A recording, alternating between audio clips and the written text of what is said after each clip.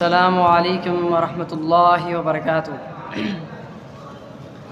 الحمد للہ رب العالمین والصلاة والسلام علی سید الانبیاء والمرسلین، اما بعد فاعوذ باللہ السمیع العلیم من الشیطان الرجیم، بسم اللہ الرحمن الرحیم۔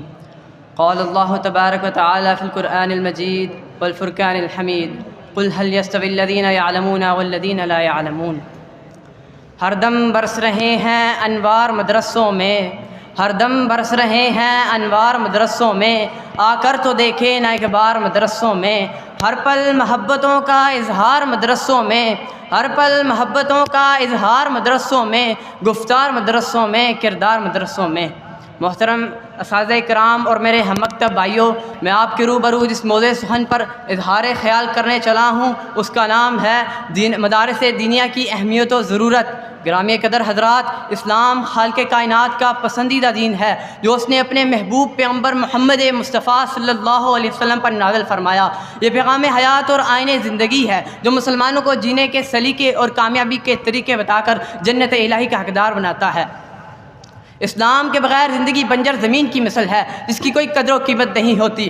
اسلام انعامات الہی میں سے ایک بڑا قیمتی انعام ہے جس کے سامنے سب دنیاوی نعمتیں ذرہ بے مقدار ہیں، مگر سوال یہ ہے کہ اسلام کی روشنی ملتی کہاں سے ہے؟ کیا اسکولوں اور کالجوں میں اسلامی تعلیمات کی شمع روشن ہے جن سے ہر تیرہ دل ذات طلبی کا سامان حاصل کر سکتا ہے؟ کیا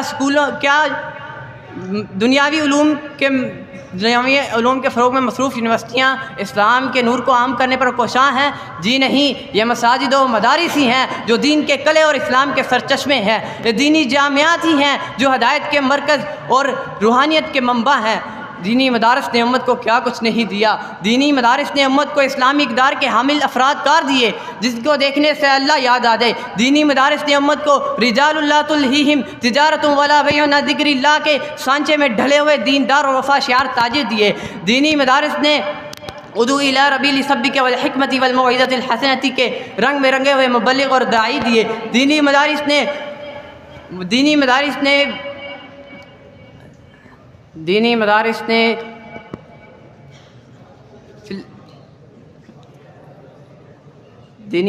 نے الذین ان مکناہم فی الارض اقاموا الصلاۃ وآتوا الزکاۃ وامروا بالمعروف ونہوا عن المنکر کے اصولوں اور ضابطوں کے مطابق نظام حکومت چلانے والے حکمران دیے۔ آج مغرب کے اعلیٰ کار کہہ رہے ہیں کہ مساجد و مدارس ہم کو دیتے کیا ہیں؟ مادیت پرست ڈنڈورا پیٹ رہے ہیں کہ دینی مدارس ہم پر کون سے احسانات کر رہے ہیں۔ ارے غیروں سے کہا تم نے، غیروں سے سنا تم نے، ارے غیروں سے کہا تم نے، غیروں سے سنا تم نے، کچھ ہم سے کہا ہوتا، کچھ ہم سے سنا ہوتا۔ اور میں تم کو بتاتا ہوں کہ دینی مدارس نے ہم کو کیا دیا۔ اولاد کو والدین کا احترام کرنا سکھایا تو مدارس نے، بڑوں کی تعظیم اور چھوٹوں سے شفقت کرنا سکھایا تو مدارس نے، فَأَمَّا الْيَتِيمَ فَلَا تَقْهَرْ کے پیغام الہی سنا کر یتیموں سے ہمدردی کرنا سکھایا تو مدارس نے، والفتنۃ اشد من القتل کا درس دے کر معاشرے کو بدامنی سے بچنا سکھایا تو مدارس نے، ولا تقربوا الفواحش ما ظهر منها وما بطن کے پرائے میں بے حیائی کو معاشرے سے بگایا تو مدارس نے۔ جاؤ تاریخ کے صفحات پڑھ کر دیکھو، تاریخ تمہیں چیخ چیخ کر دینی مدارس کے احسانات گنوائے گی۔ تاریخ تمہیں بتائے گی کہ اسلام کی بنیادی کھوکھلی کرنے کے لیے جب بھی کامل باطل کمر بستہ ہو کر نکلا تو اہل مدارس سربقہ فروغ کر میدان میں اترے۔ ہلکے قرآن کا فتنہ اٹھا تو امام احمد بن حنبل رحمہ اللہ سیسا سے پلائی دیوار بن گئے۔ فتنہ تار اٹھا تو امام ابن تیمیہ رحمہ اللہ مرد مجاہد بن کر نکل کھڑے ہوئے۔ فتنہ قادیانیت نے کسر اسلام کو منہدم کرنے کی کوشش کی تو مولانا ثناء اللہ مصری اور دیگر اہل مدارس ہی سر پر کفن باندھ کر مقابلے کو اتر آئے۔ انکار حدیث کا فتنہ اٹھا تو اہل مدارس والوں نے اس کا کلا کما کیا اور بے بانگ دہل کہا، ہاتھ کٹتے رہے مشعلیں تابندہ رہیں، ہاتھ کٹتے رہے مشعلیں تابندہ رہیں، جو رسم ہم سے چلی تھی باعث تقلید بنی۔ وقت کے فرعونوں کو خبر ہو کہ نہ ہو، وقت کے فرعونوں کو خبر ہو کہ نہ ہو، جو کرن قتل ہوئی شعلہ خورشید بنی۔ اور باب فہم و فراست اپنے اپنے ضمیر سے پوچھئے کہ اگر یہ اہل اسلام عالم کفر کا مقابلہ کر کے دین کی شمع کی حفاظت نہ کرتے تو آج اسلام کس حالت میں ہوتا؟ آج ہمارے ایمان اسلامی اقدار کا کیا حال ہوتا؟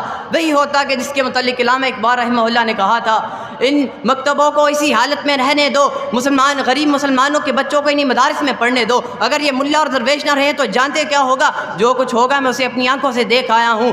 اگر ہندوستانی مسلمان ان مدرسوں کے اثر سے محروم ہو گئے تو وہی کچھ ہوگا جس طرح اندلس میں ہوا۔ مسلمانوں کی 800 برس کی حکومت کے باوجود آج غرناطہ اور قرطبہ کے کھنڈرات اور ہمراہ کے نشانات کے سوائے اسلام کے پیروکاروں اسلامی تہذیب کے آثار کا کوئی نقش نہیں ملتا۔ نہ سمجھو گے تو مٹ جاؤ گے اے مسلمانوں، نہ سمجھو گے تو مٹ جاؤ گے اے مسلمانوں، تمہاری داستان تک نہ ہوگی داستانوں میں۔ حاضرین مجلس، مساجد و مدارس اسلام کی پناہ گاہیں ہیں، ان کے استحکام اور بقا میں ہی اہل اسلام کا عروج و ارتقاء ہے۔ اس لیے ہر مسلمان کے لیے لازم ہے کہ وہ اپنے دین کی حفاظت کے لیے ان دینی مدارس کی حفاظت کرے تاکہ امت مسلمہ کے فرزندوں کو روح کی غذا اور آخرت کی کامیابی کا سامان ملتا رہے۔ آخر میں فقط اتنا کہوں گا، اگر یہ مساجد مدارس نہ ہوتے جہاں میں کہیں بھی مسلمان نہ ہوتے، بظاہر بشر سب درندے ہی ہوتے، زمین پر کہیں انسان نہ ہوتے، اگر راہ دکھاتے نہ اہل شریعت، جبینوں میں سجدے تڑپتے ہی رہتے، کسی کو بھی توفیق توبہ نہ ہوتی، کسی کی بھی بخشش کے سامان نہ ہوتے، اگر یہ مساجد مدارس نہ ہوتے جہاں میں کہیں بھی مسلمان نہ ہوتے۔ وآخر الدعوانا الحمدللہ رب العالمین۔ السلام علیکم۔